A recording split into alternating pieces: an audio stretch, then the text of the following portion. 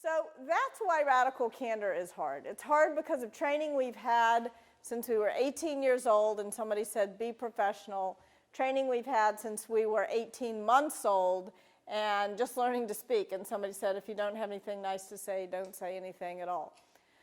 One of the things that I've done to try to make it a little bit easier is to put words to what happens when we fail on one dimension or another on this. So sometimes we do challenge others directly, but we fail to show them that we care personally. And that is what I call obnoxious aggression.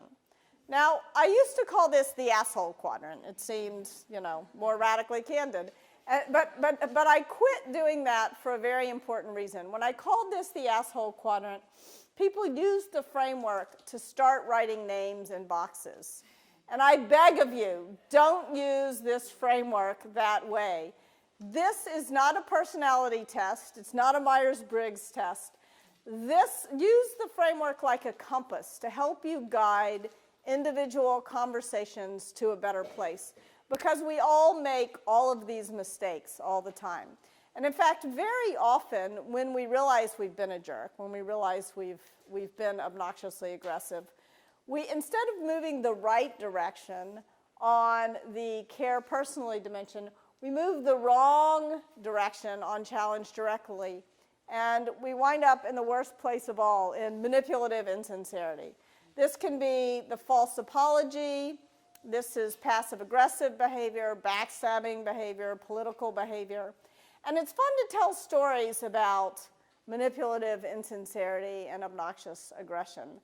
But the truth is, in the hundreds of companies that I've advised on radical candor, by far the most mistakes get made in this last quadrant, where people do care about their coworkers.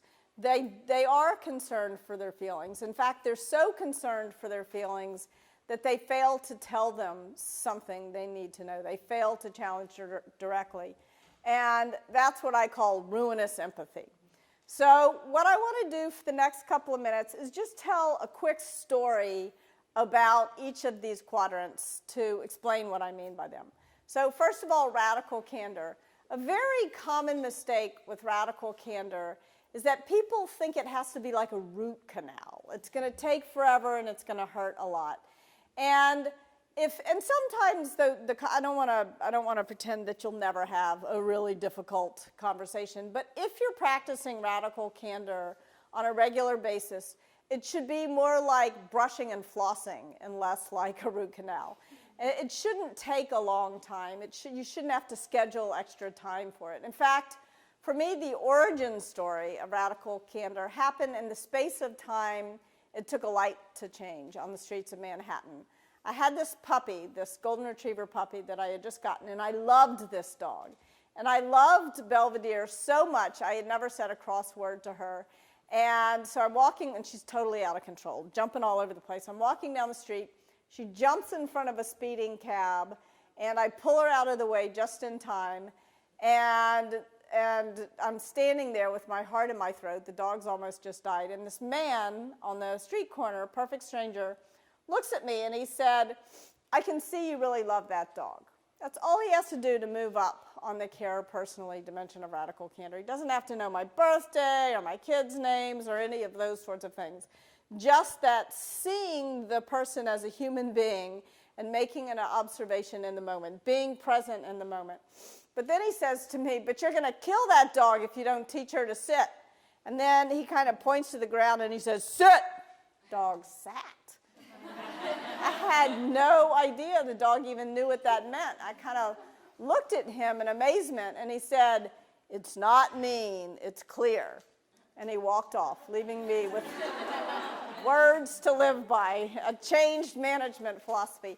So it really doesn't have to take a long time. It's just in the moment, taking those extra seconds to show somebody that you're on their side, and that's why you're going to tell them something. So next, obnoxious aggression. I will assert for the record that I am not a jerk, but I do sometimes behave like one. And I did research. All of you sometimes make the same mistake. So anyway, this story also comes from shortly after I joined Google. I got into an argument with Larry Page about an AdSense policy. And I sent an email out to Larry and about 30 other people that said, Larry claims he wants to organize all the world's information, but if it'll make us a buck, he's willing to create clutter sites that muddle the world's information. Not really my most politically astute moment. And so why did I do that? It's worth sort of thinking about it for a minute. I think the reason that I did that is that I believe, probably like all of you do too, that there is a special place in hell for people who kiss up and kick down. But that doesn't mean doing the exact opposite is such a brilliant move either. Caring personally is something, it's probably the one thing, common human decency is the one thing you owe equally to everyone. There's no reason to treat anyone with disrespect or disregard. Now, I learned later, though, that Larry actually thought the email was kind of funny. The problem is never the crime, it's always the cover-up. The real problem for me came in what I did next. A friend of mine called me up and said, gosh, that was an obnoxious email and kind of dumb. Why'd you do that? And I thought, gosh, that was obnoxious and dumb. Why did I do that? And so the next time I saw Larry, instead of moving the right direction on care personally, I moved the wrong direction on challenge directly. And I said, Larry, I'm really sorry about that email. I realize that you were right, I was wrong. Two problems with that. The first problem was that I was lying. I didn't actually think that he was right and I was wrong. And the second problem was that he knew I was lying. And, you know, he's got a pretty good bullshit meter. And he kind of looked at me like I was a pigeon that pooped on his shoulder and stomped off. It was like one of those cringe moments where the guy sitting next to me kind of patted me on the back and said, I think he likes it better when you disagree with him.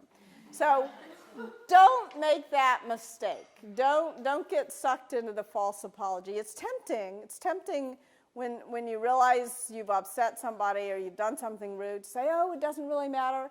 But if it does matter, it matters. Or I was wrong, but if you think you're right, you still think you're right. The other person will know it. So don't make that mistake. Last but not least, ruinous empathy.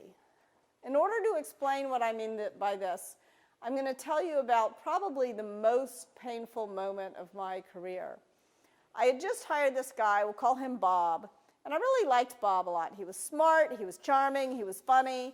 He would do stuff like we were at a manager offsite playing an endless get-to-know-you game, and Bob was the guy who had the courage to say, hey, this is taking a lot of time, we're all stressed out, we're all busy, I've got a different idea and it'll be really fast. Whatever his idea was, we were down with. And so he says, let's just go around the table and each of us confess the candy that our parents used when potty training us. Weird but fast.